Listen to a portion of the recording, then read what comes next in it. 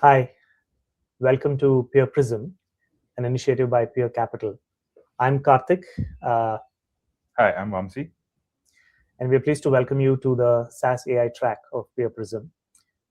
Today we have Karthik Suresh, a very close friend and someone who I've known for almost 2 decades now. Yeah. And welcome, Karthik.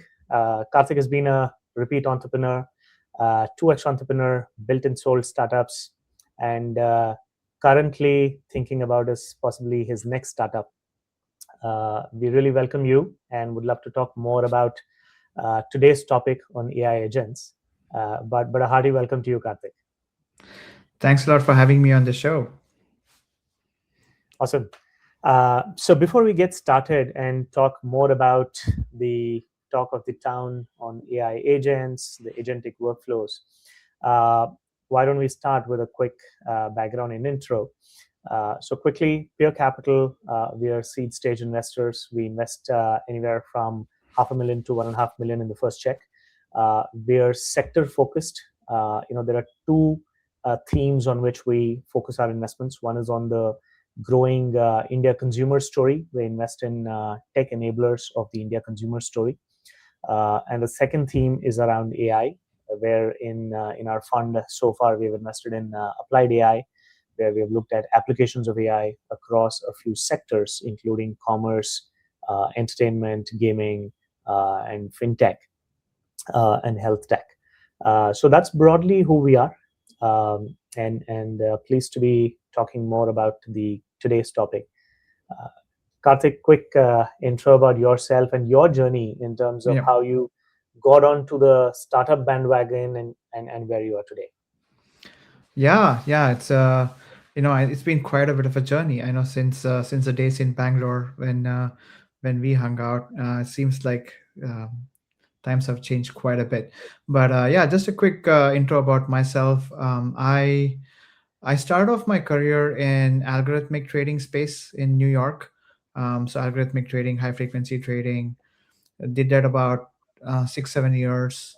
One of the stories there was I used to work for a company called Knight Capital Group, which lost $440 million in 30 minutes. So that's the single largest loss in the history of humanity, I think, on trading loss. But so pretty early on, was exposed to risk quite a bit.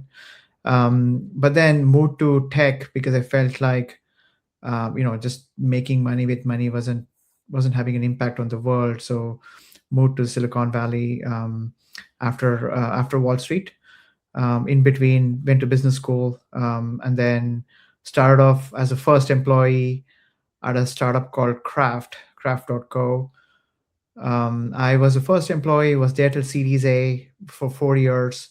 So that's where I kind of learned the art of startups.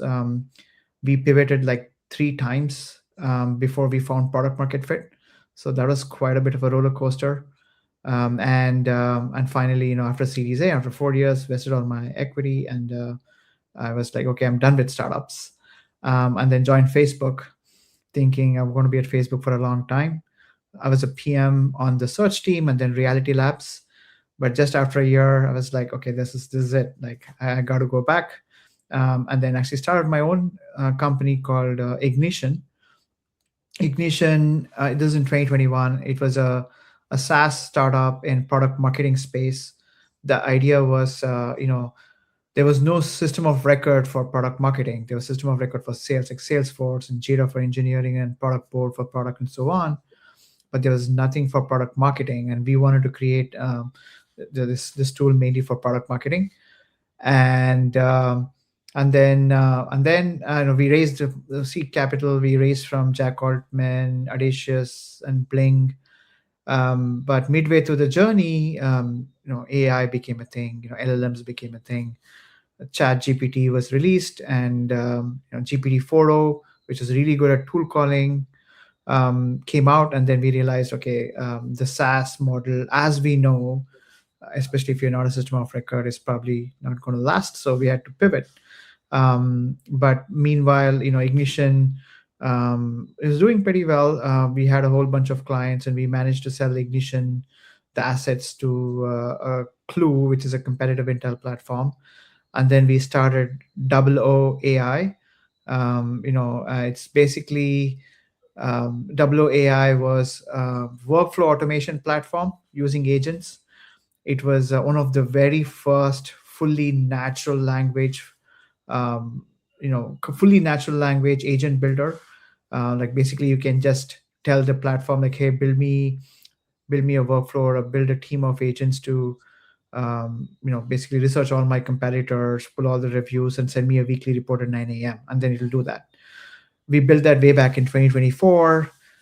We grew pretty quickly, and when we're deciding whether to like raise our Series A or maybe even exit, because we are getting a lot of inbound acquisition offers, we decided to exit. We were close in conversations with several publicly listed SaaS companies, but we finally chose ZoomInfo. ZoomInfo acquired us, the whole team. It's both asset and the team acquisition. And yeah, so joined ZoomInfo to run their agentic AI platform. And now the Double O product is being released as agent teams within ZoomInfo. So it's pretty exciting times. Interesting. So you've kind of seen a wide range of initiatives, and I'm sure the early loss that you talked about hardened you for risk taking a lot more. And we typically say that in the VC world as well, and also in the startup ecosystem, right? Unless you have some of those battle scars, as you look at new initiatives, it's always great to have some of those scars, and that's what has possibly helped you in your newer initiatives as well. 100%. Awesome. Great. No, thank you so much for joining us today, Karthik. And just on the topic of AI agents, and that's something that you've kind of looked at way early on. But today, AI agents are all over, and that's almost the front and center of any conversation today. Your thoughts on when you started in 24 to today, where AI agents are everywhere. How do you see the users adapting to AI agents? How do you see this evolving today? And it's been a rapid evolution. What's your take on that? Yeah, I mean, obviously, right now the whole world is talking about agents. This is probably the most talked about topic, and I was fortunate enough to be one of the early people to have built agents, and it has come, obviously evolved quite a bit.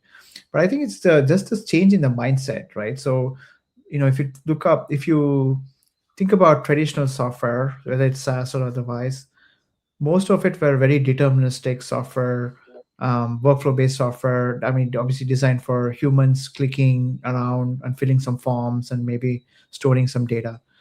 And even the mindset where you used to build this software was, that like it's like almost an if loop. If you run it a million times, it's going to get the same answer. But when you think about agents, it's not about building deterministic workflows for humans to click around, but it's actually doing the job itself. So before, when you had like a Salesforce where the AEs would go in and go to like 5 different screens to understand like what's going on with my account and how do I prep for my call, now you have an agent who is automatically scanning through all the data, all the past conversations, and then giving a report to the AE even before they get on a call about like what are the objections, what are the blockers, what are the things to talk about, how do you take this to the next step, right? So it's actually doing the work for you. So I think the whole paradigm shift in the mindset is like, it's not just a system of record. It's not a place where you store your data or your workflows, but agents are where actually do your job for you. It actually takes action. So it's changing from a system of record to a system of action. And that's how the whole world is evolving. I mean, Salesforce is one example, but same thing for marketing, and same thing for even a lot of the consumer use cases, personal assistants. Voice AI is being used in a lot of the health clinics, for example, to completely automate appointment booking or scheduling. In Double O, we built workflows to automate insurance validation, insurance claims validations.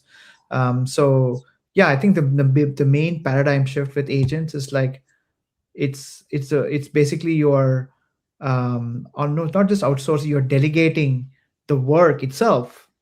You're just not building software to make it easy to collaborate and make it easy to like store data and easy to do your work, but you're delegating the actual work itself to AI. So that's the shift happening right now.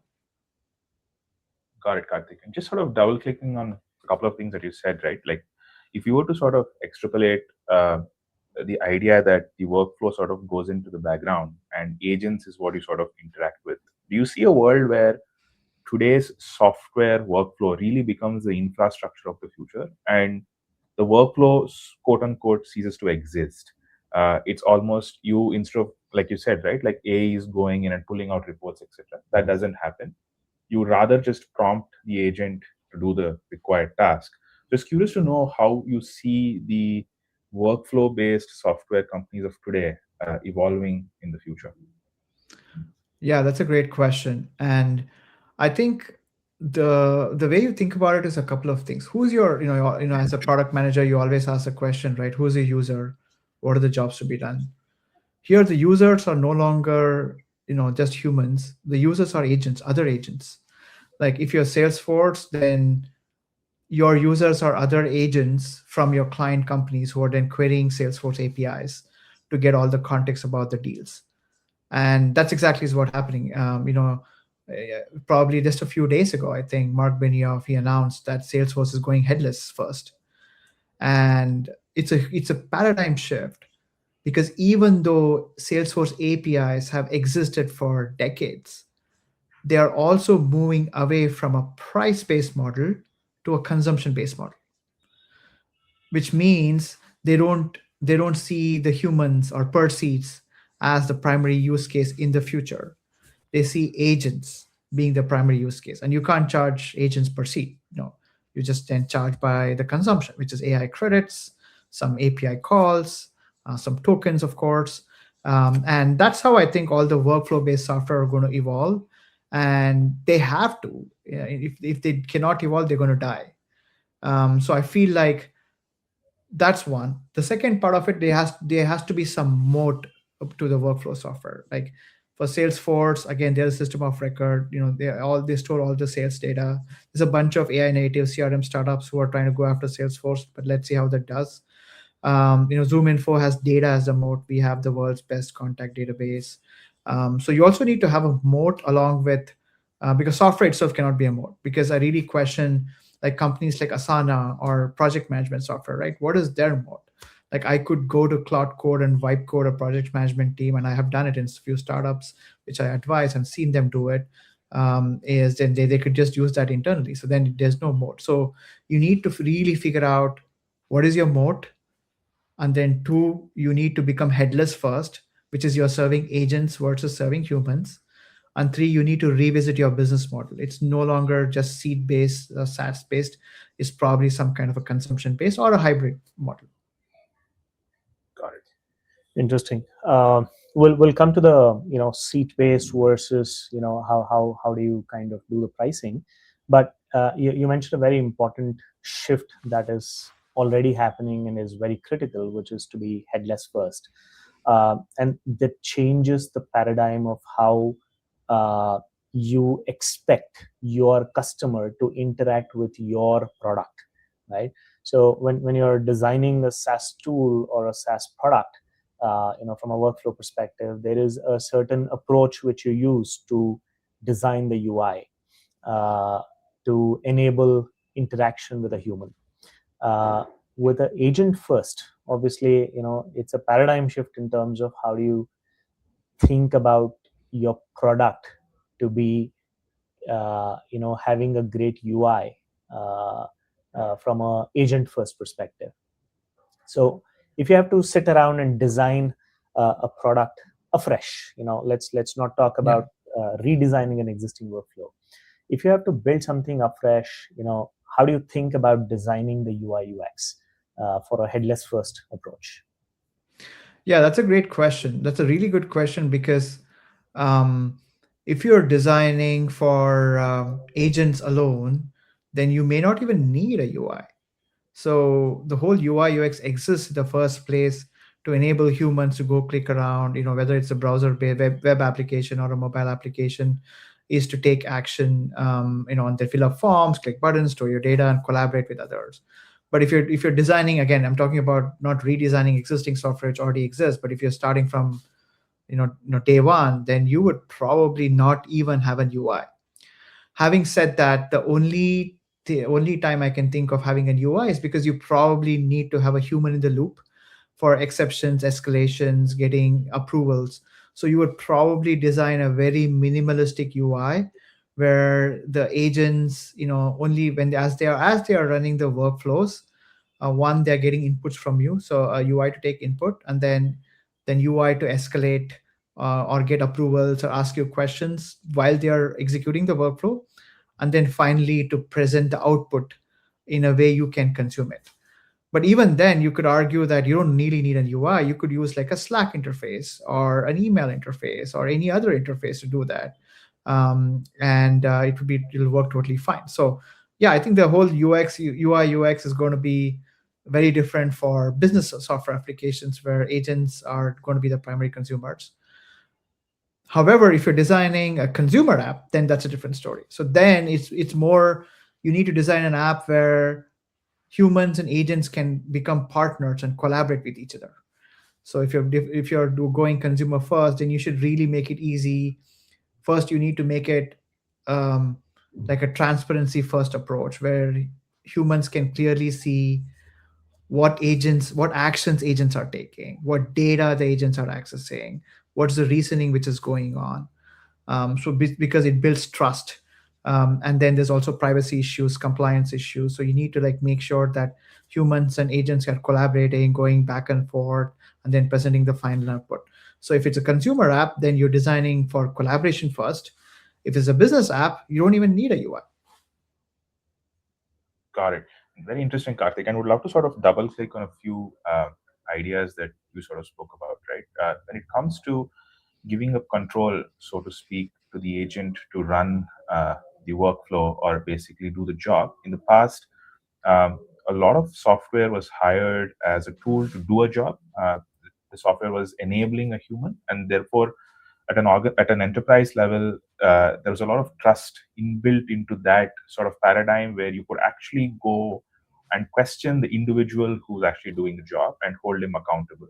But today, how do you see that changing? Do you believe that the technology today is there where you can give up control completely, or do you see a combination of human in the loop plus agents doing the job? I would love to sort of also double click on the inherent non-deterministic nature of generative AI Yeah. and how Yeah. that sort of plays into business model design. Yeah, there's a few questions in there. So let me go through each one. The first part, I think when you think about trust, and then obviously, yes, the software was designed as more to empower the user to do the job faster, easier, and all of that. But now with agents, I think the key is you shouldn't build a black box. You should build a glass box and fully make it fully transparent to the user as the agent starts executing. Even in a chatbot, you can see that chatbot, okay, agent initiating, agent is accessing your input data, agent is now reading your file, now agent is reasoning over the file, now it's generating a report, and here's a report. Or now it's going and scraping this link, this link, this link, and you see 5 links. So the key is transparency. The way you build trust in general is by very clearly showing all the steps you are taking to reach the final output given the input. So all of the UI design and software design should be based on making a glass box, making it very clear to the user like what actions the agent is taking, what data the agent is accessing, and then how it's presenting it as output. So that's going to be a big part of interaction design as we build for agents versus just for humans. So that's the answer to one question. So then the second, basically second and third question on the hallucinations and like basically non-deterministic nature of agents, and that's another huge mindset shift, because I think early on I talked about like how before, for deterministic software, if you're running an if loop, if you run it a million times, you get the same answer. In agents, it's non-deterministic, so you might get a different answer different time. So again, it's all about making sure that you set the expectations up front, saying like, this is the thing, this is how it's going to work. Like basically you might not get the answers 100% of the time. You have a lot of thumbs up, thumbs down, feedback button, human in the loop to intervene, give feedback, take action, override, to call out exceptions. So you need to design that in the UX as you build it. And then obviously on the back end, which is obviously not user facing, you need to build a really good evaluation system. You need to really think about all kinds of evals, not just about like there's different types of evals, right? One, the quality evals is just one aspect, but there's also security evals, safety evals. There's also like formats, latency. There's so many other factors which go into agentic evals. So you really need to think about designing the system and then constantly monitor it, to make sure that we are hitting the quality bar. And as soon as some of the agents are not are misbehaving, or some of the users are not asking the right questions, then you need to be able to like immediately pull the plug or change stuff. So building on the UI, transparency; on the back end, it's observability. So if you can build these two key principles into your software, then you can succeed. Got it. And just a quick follow-up question there, Karthik, and this is maybe a bit of like crystal ball gazing. If you were to say that human in the loop is a paradigm, especially when you're looking at sort of capturing the edge cases, how do you see that impacting the SaaS business model in terms of margins? We've sort of lived in an environment where software had this infinite scale paradigm where you could just, the power of cloud, you could reach your user almost instantaneously with some amount of onboarding. But today you're trying to sort of put people in the loop, and sort of moving away from the complete self-serve model. Just curious to know, how do you see that changing margins for software companies? I think the people who get it right, again, it's a mindset shift. The people who adopt it, don't run away from it, rather lean in. For example, if you have a software, you're not attached to software, you're going headless first. Um, I think the margins, it's going to be insane. Like even at Zoom Info, we are seeing like, obviously Zoom Info has been, traditionally a big, lead generation database, right? But and then the main use case has been prospecting. But right now we are seeing an almost a hockey stick curve in our MCP adoption. If you look at our Zoom Info's MCP or the API adoption, because agents are actually using them now, I feel like the margins are great. In fact, I think if we get it right, we're going to make more money than ever. And that's another thing which a lot of the people in the market are getting wrong. They feel like agents or AI might kill SaaS, or it might kill AI jobs. It's actually the other way. I think the number of AI PM jobs or AI engineer jobs is at an all-time high right now, because what's happening is, we always had a huge backlog of features to build. Like anybody who has been a PM or engineer, they know that you always want to build 10x, and you're forced to prioritize like something for the next quarter and next half and so on.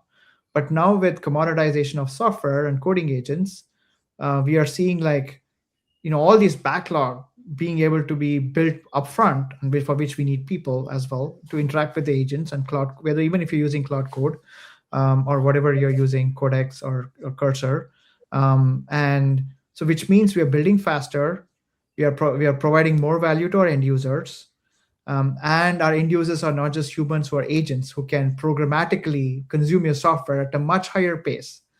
So if you lean in, that's a big if, right? A lot of the companies may not, and they may die. But for the ones which lean in, which and then really really accelerate the AI transformation into like serving agents versus just humans, I think they're going to make a ton of money. Got it. Understood. Interesting.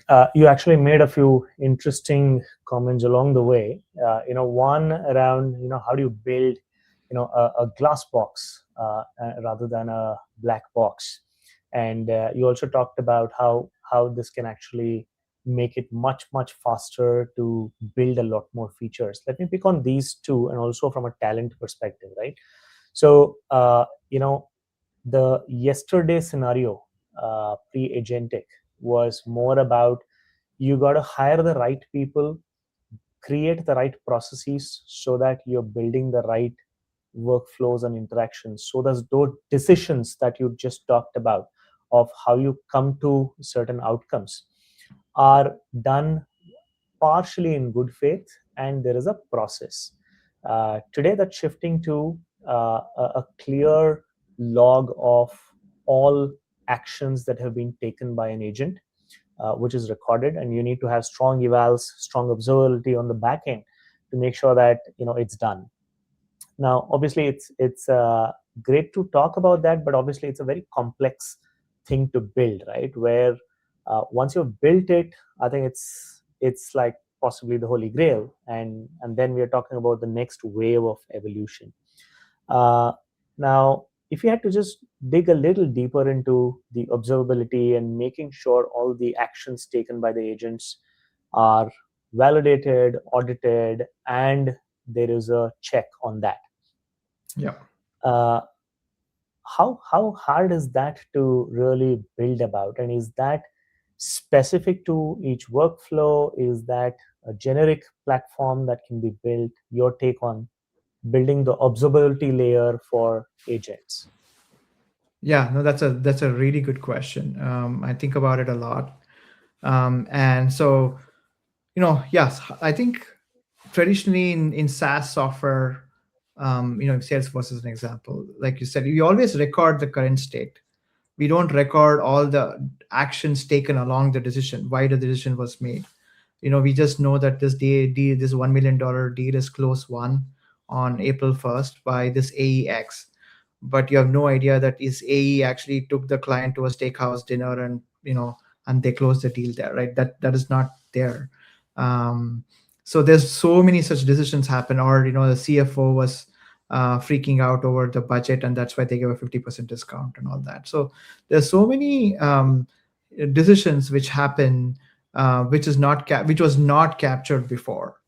But now with agents, like you mentioned, all of these decisions can be captured if you again do it right. In fact, the telemetry is going to be one of the it's probably going to be a competitive moat for the companies who can actually do it right, who can actually capture these decision states correctly. It's almost like a knowledge graph in a company, right? So if you think about, just using the sales use case, you have the different stages of the deal, different products, different competitors, different AEs, different regions. And if you can map all those as nodes in a graph and then capture all the decision states for each of those nodes, and then you get agent access to this data, that's going to be so invaluable. Because again, there's one other aspect we didn't talk about is context. Agents do a good job only if you can give it the right context at the right amount of time. If you just dump too much data, then it's not going to work, and if you dump too little data, it's going to hallucinate. And building this knowledge graph, the decision graph, is actually going to be make your agents really, really powerful. But having said that, this is where I think you can't just plug in an OpenAI API into your existing software and then say now it's an AI native system. That's the difference. That's literally the core difference between what does it mean to build a product, AI native from the ground up, versus like you already have an existing software and you have an API to OpenAI or Gemini or Anthropic or whatever, and you just plug it in and then say now it's AI enabled or AI native. Because in this, you're still the whole the things we talked about, the knowledge graph, the decisions, all of that's not captured. You can do that only if you are building it as AI native software from day one, where you're very deliberate about persisting and capturing every single decision state of the agent, and then creating a graph, and then getting that to be used by a team of agents doing different stuff. For example, like if you have all of these sales agents doing the right thing and you're capturing the state, then a marketing agent exactly knows how to message it to the customers because it has all that context here. But in traditional SaaS, the marketing software doesn't even talk to sales software. In fact, the marketing teams hardly even talk to sales teams. But the agents, it doesn't have to be true. So, uh, so that's the difference. Is like you really need to think about building it, like redoing your whole stack in an AI native fashion, like building the agents, persisting the agents, making sure telemetry is top notch, adding observability, then feeding that into a knowledge graph, then making that knowledge graph available as context to other agents in the company, and then building that is what is actually making it now building an AI native version. Got it. And Karthik, so just quick question on the aspect of knowledge graphs, right? Would you say that like most companies today are starting at the same level? When you a lot of questions that startups have is, hey, I'm going against an incumbent who has not only distribution but also has capital to put into a bunch of initiatives and possibly even sort of blitzkrieg the market when it comes to their sales motion. But if you were to look at a new paradigm like a context graph, where would you say that like many companies, if not all, are really starting at the starting line when it comes to capturing this level of granularity into their data and expose the same to different agents? And does that provide an opportunity for startups to sort of more or less start at the same point? So, if I understand your question correctly, how are the current companies doing it, and maybe does it give the startups an opportunity to do it? Sure. Yeah. But 100%, I think that's why there's like what I talked like 20 AI native CRM startups raised more than $20 million.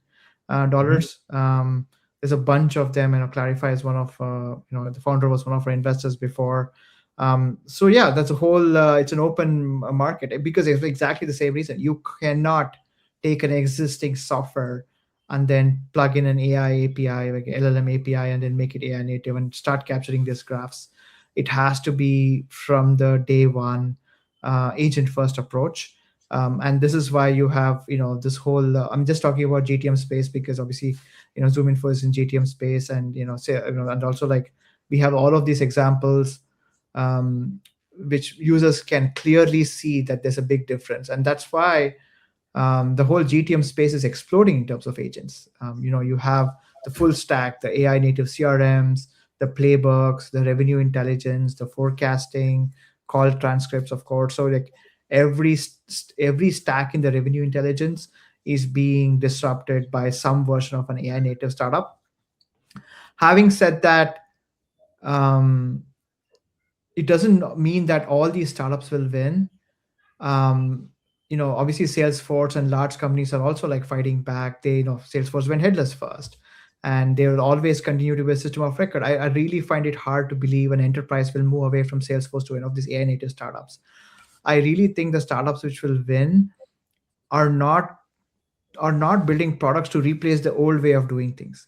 They are rethinking how the things will be done in the AI, in the agent first world. And that's a very big, I think a lot of these startups, it's almost like a bridge right now because they are thinking, okay, this is how sales is done. Let me build an AI native version to replace how this is being done yesterday. But the true winners will be rethinking how sales is going to be done tomorrow, where probably like my AI agent will talk to your AI agent and buy stuff. So maybe you and me are not even talking to each other, and maybe they'll have wallets to exchange money. So really rethinking how the future world looks like, and then building towards that. I think that's where you're going to see like multi-billion-dollar companies built. Got it. Understood. Very interesting, and it's a big paradigm shift. I think it often gets subsumed in some of the terminologies and yeah, cliched lingo that gets used, right? So like you kind of talked about, there's a big difference between being AI powered and AI native, and it's kind of defined.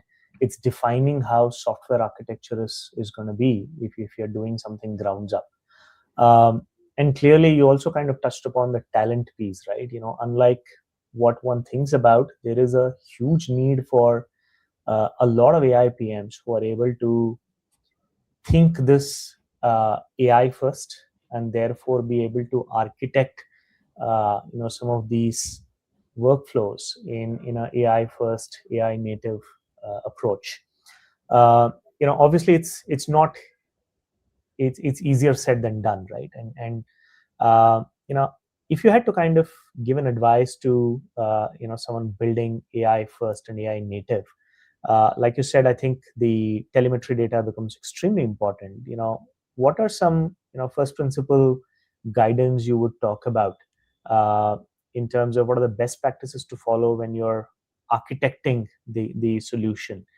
It could be anything, but AI native, AI first architecture. What are some learnings that you have kind of gained and which you would love to share? Yeah, yeah, that's a great question. I mean, for the first half of your question, right? Yeah, 100%. I think even at Zoom Info, even elsewhere, what I'm seeing is like, yes, you hear about layoffs, you hear about people being let go and job losses, but on the other side, there is an infinite demand for people who understand and can build AI agents, right? Even in my org, we are hiring a ton of PMs and engineers. There's so many open headcounts. So it's almost like you're seeing on one side. So it's like AI is not going to replace jobs. It's going to replace people who don't adopt AI, who who basically like refuse to lean in, and they are probably going to be in trouble versus people who lean in and then embrace the new way of building things. They're going to be fine. In fact, they'll thrive. It's almost like now with agents, it's almost like an Iron Man with like 10x your power before. So that's what we are seeing in the market as well, play out real time. So the number of AI PM jobs and engineering jobs are actually at an all-time high. So now coming back to the architecture, so even at double O days, we saw that, right? So I mentioned we built Ignition first, which was a SaaS tool with a UI heavy layer.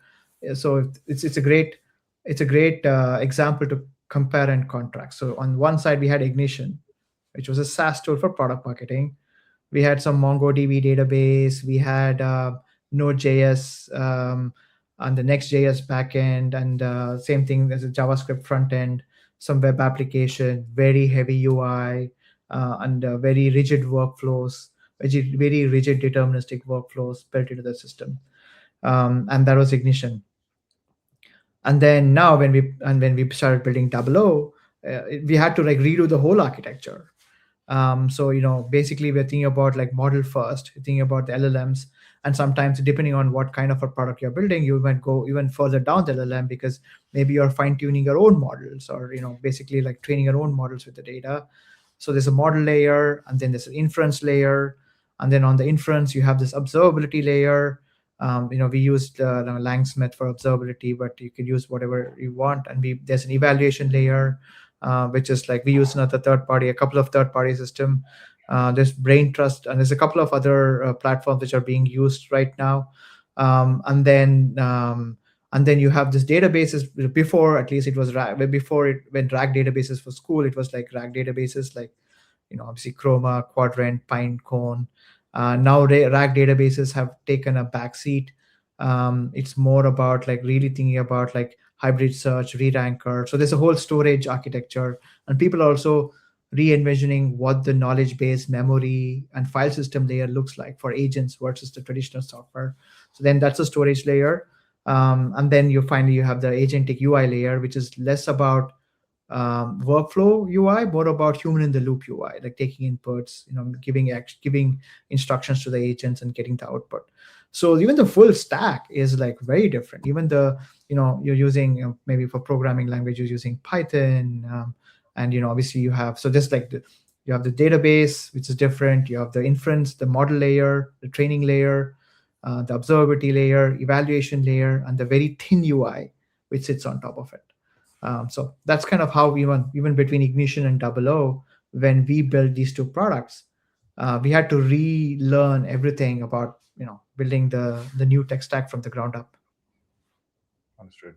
Interesting. And Karthik, when you mentioned about a very thin UI, I would love to sort of understand how, from two perspectives, right, evaluating the product or the agent itself. One is about how the producer of the software, for example, the company owner, sort of evaluates the effectiveness of the agent.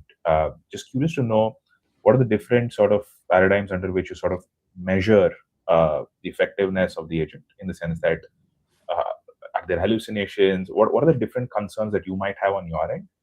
And what are the different concerns that a buyer of this software or agentic sort of product would have in the enterprise, largely in the enterprise sort of motion? And how would you say competition will fare in the future? In the past, at least, it was what modules are available, what was the pricing, what was the bundling. How do you see that changing if the UI becomes that thin? Yeah, so I think so. There's two different questions there. I think the first part of the question is about hallucinations and addressing that, right? And that's where evaluations comes in. Sure. So, in fact, we keep joking. The job of a AI PM now is not writing PRDs; it's about writing prompts and evals. Hmm. So it's basically thinking about when you think about evals, and there's a whole. I mean, we can talk about evals on a separate podcast. There's so much knowledge there, but like you have like some kind of a golden data set where you basically, it's a human labeled data set where you know that for these 100 questions, these are the 100 answers, which is labeled by humans. And then every time you run the agent, you deploy a new version of the prompt, a new version of the agent. Then you need to make sure when you run these evals and make sure that the benchmark is not, either it's getting better, but it's definitely not degrading. And you need to come up with various different benchmarks. And evals are not just about quality, like I mentioned before. It's also about safety, security, compliance.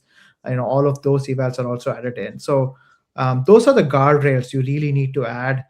One of the common evaluation methods is using LLM as a judge. So basically, you use LLM to judge another LLM's output. So Hmm. basically, when you have an agent, you give it an input, it processes the input and gives you an output, and then you give another agent the input, output, and the prompt of Hmm. the other agent, and see, does it make sense. Yeah, is it hallucinating or is it actually valid, right? So that's another very common technique. So there's so many other techniques which we can use to make sure we can add guardrails and safeguards to reduce hallucinations and get as close to deterministic as possible. The 100% is impossible because it's the nature of the beast you're talking about. So now coming to your second question on the thin UI and how do you bundle package, and to be honest, that's $1 million question.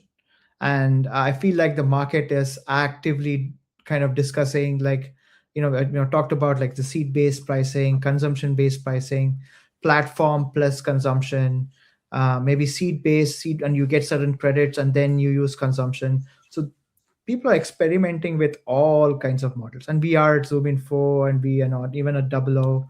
We experimented with so many different pricing models and packaging and so on.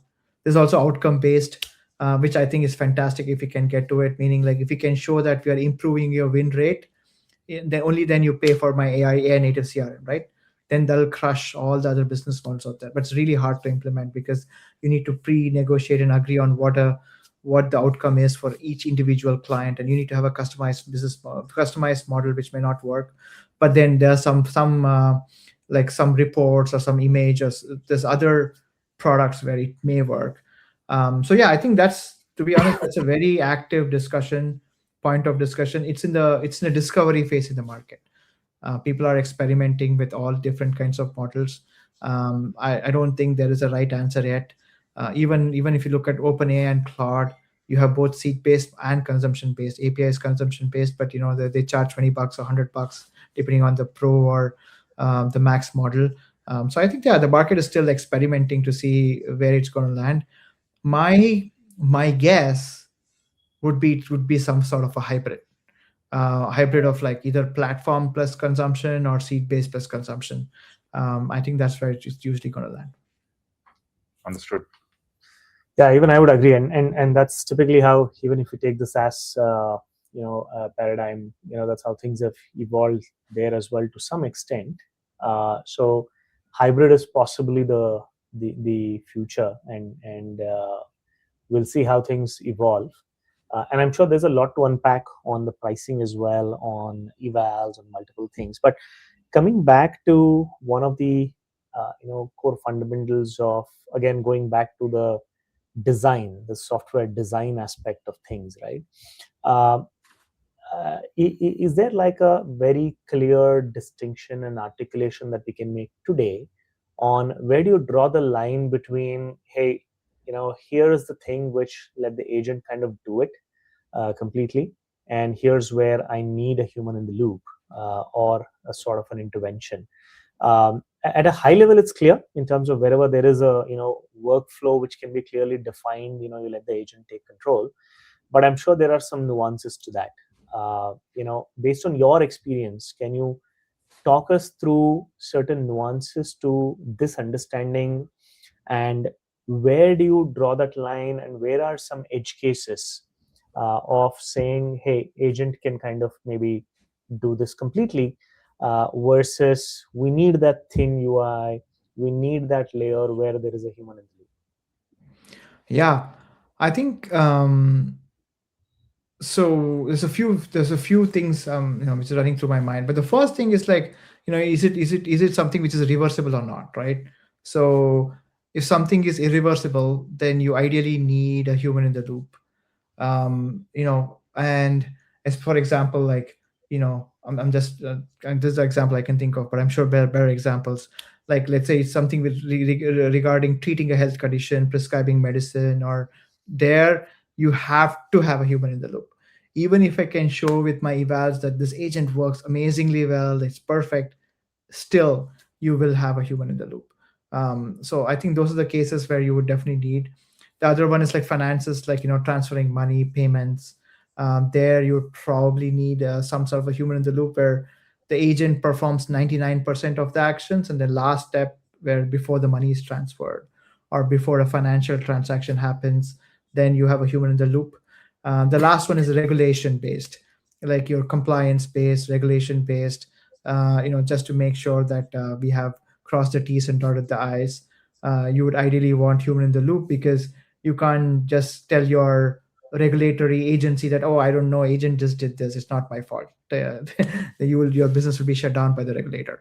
So you would need human in the loop. So I think these are some of the few cases where you would definitely need human in the loop. So I think the framework is about, it's whether it's some sort of a reversibility, and then some sort of a regulation slash financial aspect to it, where you have to have a human in the loop. So I think that's kind of the lens you would take. But the other aspect to it is, like, even, let's say, even if it's not any of those critical use cases, we have seen, for example, we had a use case where we were building agents to automate validating insurance claims, sorry. So you would get an insurance claim, you would validate the insurance claim against a doctor prescription, just to make sure the codes are correct, the disease codes are correct, the prescriptions are correct, and all of that, right?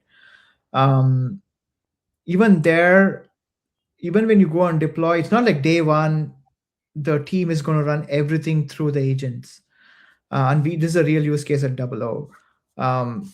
You're probably going to be a slow curve of adoption, because the first, maybe you give it like a 10 cases, and then also do the exact 10 cases with humans, and then compare.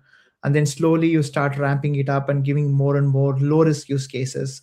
And then finally, as you get more trust and your evals get better, and you can show those benchmarks and metrics to your business, a customer, and then even once he or she feels comfortable, then you slowly start ramping up. So it took us 3 months to go from even building an agent which actually is doing a good job, to ramping it to a place where it's like almost fully automated. So there, because again, there's the whole glass box, black box discussion we had, building all this transparency, gaining the trust of the user before they can safely hand over this process to the agent. So there's always a ramp up period as well. I think that's a good framework. If I kind of summarize and kind of get that, one, if the action is reversible, I think that's where you can maybe have a complete agentic flow. And the second part that you made is, to some extent, if there is a well-defined recourse available for an action in the real world today, where it's quite established that, hey, if this happens, this is the recourse to it. Those are instances where you possibly can completely rely on agents. Rest of it, clearly we still are evolving to a stage where you can completely rely on agents. Exactly. Yeah, but once you have a well-defined workflow, I think every process in the world which has a well-defined workflow and which is like reversible is going to get automated. It's just a matter of time. Got it. And we'd just love to sort of spend a little bit of time to understand how privacy and consent would work. In an ideal world where agents are interacting with other agents, do you see, and if they undertake transactions, I'm just curious to understand how software contracts would sort of change. Would you just say, assume that once an agent has started interacting, that's where there is presumption of privacy? I'm just sort of like dipping a bit into how contracts really worked in the past. There was definitely an element of either you had the shrink wrap contracts or click wrap contracts that said, once you say that, hey, I understand what this means, you're bounded into that relationship. It could be like, you the obligation to pay, the obligation to share data, etc. But how do you see that changing if agents are the ones doing all of that interaction upfront? Yeah, that's a great question. I think this is again a very evolving kind of a model right now. There's Mm-hmm. no very clear use cases yet, but it's going to become very important. And obviously Europe has GDPR, which makes it even harder. Before there was like for humans there was like some kind of a cookie consent and like all of that, but for agents it's going to be a different way where anytime we need to design some kind of a agent to agent protocol where there's some different headers in the agent when they interact. It's same as payments, right? How do you enable agents to pay each other? So it's the same paradigm. Like how do you make sure you give one agent permission to access the other agent's data or just the database, or your website? So it still hasn't evolved yet, but I feel like we will come up with some new security protocols. And I know for payments, for example, the Stripe is building a protocol, Google is building a protocol for payments as to how the agentic commerce can be enabled. I'm sure like we're going to come up with like various security and privacy protocols as well for agents to interact with agents. But I would say as of now, it's still work in progress. Understood. Interesting. No, great. I think we have kind of talked about a lot around the agents and how the things are evolving. If you had to kind of summarize, and this is the last question from our side, if you had to summarize and take a takeaway on as you build about for a agent first world, what are some of the moats to really look at? We talked about having the telemetry data. We talked about having a very clear evals and observability layer. But if someone is kind of building AI native, AI first, uh, as in a fast evolving market today, how do you think about the moats from day one? Yeah, that's probably $1 million question there. I think the mode is shifting more from a product to distribution. So you really need to think about, I mean, this is true even before, but it's even more important in an agent first world because the cost of building software is decreasing day by day and software is becoming a commodity. And again, I'm talking about tech businesses. So then what's remaining is your distribution, your brand, your go to market. And I feel like, that's where you really got to think about from day one. Is just like, how do you set up a really defensible go to market partnerships, approaches where you can build network effects and then quickly and rapidly gain market share and establish a moat. So I would think about distribution first. From a product perspective, um, you know, it's a great story before. Like for software, SaaS software, we were always thinking about there are all these edge cases which we need to code for, and we were like, hey, it's 80-20 rule. There's always going to be 20% edge cases. Forget about it. Let's build for the 80%. But from an agent first world, the edge case is actually becomes a moat. The fact that you can identify those edge cases, build evals for that, and tune your agents to get better and better will become the moat of why you are going to be better than your competitor. So, what were edge cases in the traditional SaaS world or exceptions will actually become a defensible moat, assuming you're identified them, with the good telemetry and observability layer, and then use that feedback to train back your agents to make sure that they are able to handle more and more edge cases and get to as close to deterministic outcome as possible. So I would really think about building. We talked about the whole tech stack. Taking time to be very deliberate about the telemetry of agents, mapping the data, building knowledge graphs, and then using that as context for agents in the best way possible, and build a really really good evaluation layer. Understood. Amazing, amazing. No, I'm sure there's a lot to look out for, and we're still kind of clearly scratching the surface of what is to come in a agent first world as we see forward. But this has been an amazing conversation, Karthik, and I'm sure we clearly learned a lot Absolutely. through this interaction. I'm sure some of the insights that you've shared will be super useful. Really appreciate. Thank you for joining us at PeerPrism, and we wish you all the best as you look at your next steps as well. Thank you, Yeah, Karthik. thank you so much. Really enjoyed the conversation, and yeah, thanks once again for having me on the show. Thank you Absolutely. so much.